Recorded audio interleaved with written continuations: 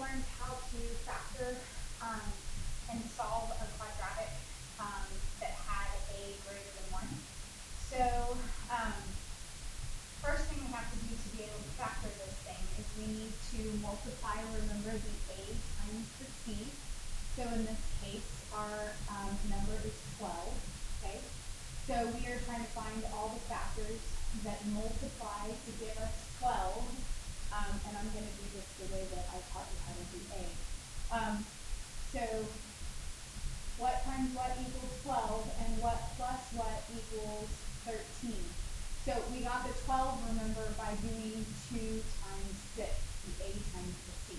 And that's where the 12 came from. Okay, so we're not using the 6 like we did when a was 1. Now we're using that 2 in front, multiplying it by 6, getting 12. And now we're going to do exactly what we did when a was 1. So, obviously, 12 times 1 and 12 plus 1 will give me what I'm looking for. So, now what I'm going to do is I am going to put back those two, instead of a 13, I am going to make this two middle terms, and it's going to be a 12x and a 1x. And I'm going to group this. So I'm going to have 2x squared plus 12x plus 1x plus 6 equals 0. And notice that it's grouped. Now, do you agree that 12x plus 1x is 13x? Well, it is.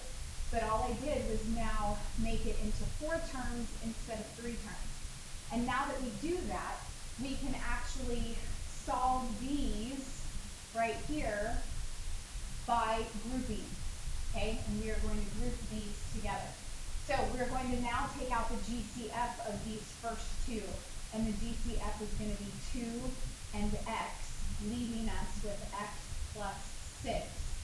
And the GCF for the last one is a 1. When there is no GCF, there's always a GCF of 1.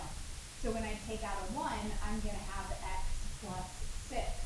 Now, if you do this correctly, your two binomials that you have left over should be the same, these two right here. So now, one of your factors is that x plus 6. The other factor is these two put together as a binomial. So it's going to be 2x plus 1. So now these are your two factors that you now have to solve. Because remember, if it has an equal sign, that means we're solving. But in order to solve, we had to factor. Okay? So we know that one of our answers is going to be -6. Okay, the other answer, we probably are going to have to do some work out to the side, but we set the binomial equal to 0, and we solve for x. So we have 2x equals -1, and so x equals -1/2. So our second answer is -1/2. So now these are our two solutions. These were our factors. Those are my solutions. Big difference. Don't stop at x plus 6 times 2x plus 1. You have to go one step further when the directions tell you that you need to solve. Okay? All right, number 2. Again, we are going to take a times c, and we are going to try and figure out what times what equals 30. And those same two numbers have to add up to 11. So that's going to be 5 times 6. 5 times 6 is 30. 5 plus 6 is 11. So I'm going to rewrite this as 5x and 6x. Now, this is a problem where if I had written this backwards, remember, I taught you in class today, if I had written the 6 here and the 5 second instead of first, then when I went to group these, they would have nothing in common. If I had changed around these two right here, and I had the 6 over here and the 5 on the right side, then 5 and 6 would have nothing in common, and 6 and 5 would have nothing in common. So writing it the way that I did allowed us to group these two, and they have something in common, and group these two, and they have something in common. So pick wisely where you put the first term and where you put the second term. Pick wisely where you put the 5x or where you put the 6x, depending on what you're grouping it with. Okay? So now 5x squared and 5x have a 5x in common. Left over would be an x plus 1. And then 6x and 6 have a 6 in common, which would be an x plus 1 left over. So remember, one of the parentheses is part of my answer, and the other one is the 2 on the outside put together. Okay, now that's not where I stop. Those are my factors. So my solution, I have to go one step further and solve for x. And so over here, if I were to do the math, I'm going to subtract 6. We have 5x equals negative 6 divided by 5. And so x is equal to negative 6/5. Okay? Number 3. In order to solve this problem, we have to move that 13x over. Remember, these problems need to be equal to 0 in order to solve them. So 2x squared minus 13x minus 7 equals 0. That 13 cannot be added to anything on the other side. Now we can start the problem. So I'm trying to figure out two factors that multiply to give me negative 14 and add up to negative 13. Remember, I got the negative 14 from the 2 and the negative 7. We've got to multiply those two together. So this is going to be, let's see, negative 14 times 1.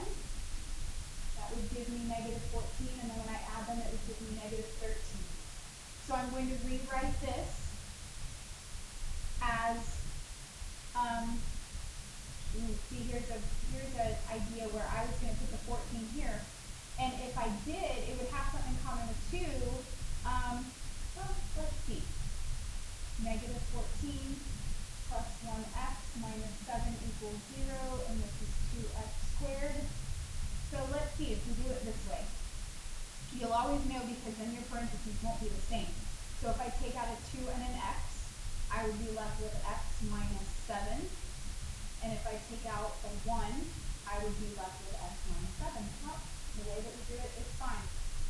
Probably could have reversed them and it would have been okay as well. Alright, so x minus 7 is one of my terms, and then 2x plus 1 is the other. And so x equals to 7 is one of my answers. And then out to the side, if I solve for x, I'm going to take away 1. So 2x will equal negative 1, and x will equal negative 1/2.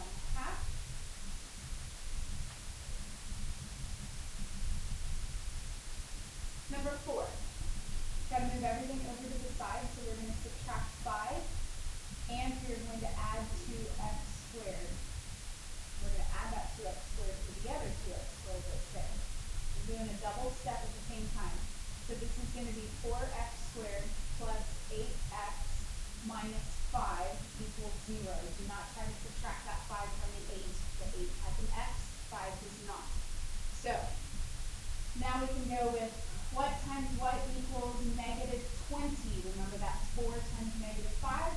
And then what plus what equals 8. So negative 20, let's see, a 10 and a 2. So we need one of them to be negative. The 10 is positive and the 2 is negative. That will give us a positive 8 if we subtract them.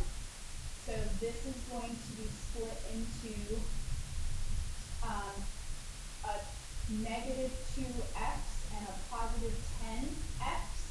This is where the 10 and the 5 have something in common, so I put the 10 with the 5 on the side where the 5 is, and the 2x has something in common with the 4x squared, so I put the negative 2x first. So that's a situation where you want to be careful where you put them, okay? So now I can group them. This has a 2 and an x in common, leaving me with 2x minus 1, plus these have a 5 in common, leaving me with 2x minus 1. So one of them is 2x minus 1, and one of them is 2x plus 5. So we're going to have to solve both of these. So 2x minus 1 equals 0. When you add 1 to both sides, you get 2x equals 1.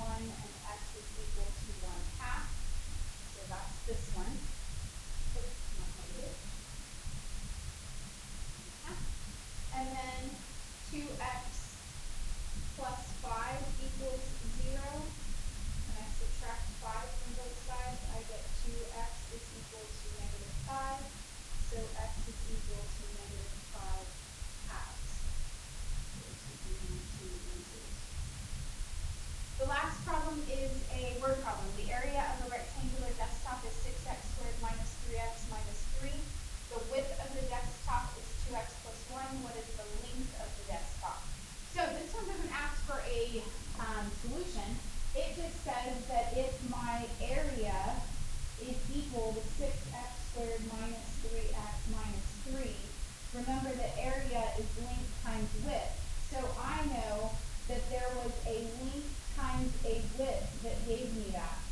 And my width, I know to be 2x plus 1. So I'm trying to figure out what was my length. So what was that other parenthesis that gave me 6x squared minus 3x minus 3? Well, remember that in order for you to get, in order for you to get 6x squared, this right here has to be multiplied by 2x. So what times 2x gives me 6x squared? That would be 3x. And then in order to get this number right here, you need to multiply 1 by something to get negative 3, which is the last term in the problem. And so negative 3 times 1 gives you negative 3. So our answer for our length is going to be 3x minus 3. That's our missing binomial.